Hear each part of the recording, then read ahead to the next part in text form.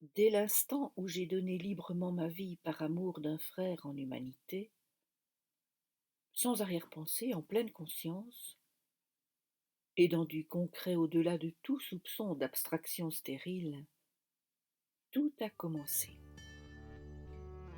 Les pierres, les livres, les herbes, les fleurs, les arbres, les nuages, les animaux, les êtres humains, tous se sont mis à illustrer spontanément une lettre envoyée à un ami quelques jours auparavant, un poème écrit la veille, une lecture de la bonne parole lue le matin, un souhait cher à mon cœur, et même un appel téléphonique pendant cet appel. Illustré non pas comme je l'aurais imaginé, mais comme cela le mettait au jour, en passant avec, par et dans ma carcasse, et me révélant alors un sens profond, vivant, transformant. Le chemin est la vie et la vie le chemin, ainsi que le suggère mon lumineux voisin et ami. Avec la qualité d'amour et l'éveil à la nature reçu étant enfant, les trois moments clés que sont la soif dans le petit bois, le retour en Christ et le don de soi, ces trois moments clés donc de ce court récit sont essentiels.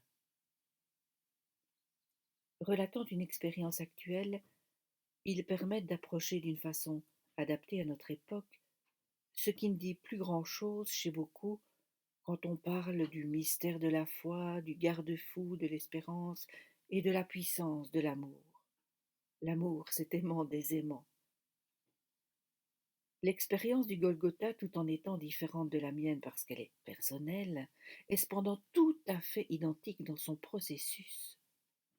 Et pour moi, c'est tout cela l'alliance nouvelle et éternelle, la bonne nouvelle. Entre toutes, une âme éclose à cette alliance en a été témoin et porte-parole il y a 2000 ans.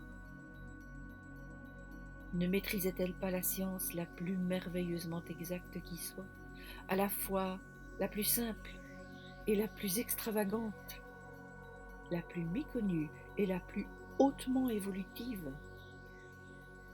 N'a-t-elle pas de quoi faire pâlir d'envie ou rougir de jubilation les plus pointus des scientifiques de ce XXIe siècle, selon qu'ils sont ou pas disponibles? Vous savez, la physique quantique s'approche étonnamment de cette connaissance. Les plans vibratoires de l'esprit amour, inaccessibles à aucune science humaine, nous sont cependant donnés à nous, minuscules petits amalgames de poussière d'étoiles. Ils nous sont donnés par la porte du cœur. Seul cet inestimable trésor est la clé du sens de notre vie. Je n'en reviens toujours pas, et c'est tant mieux.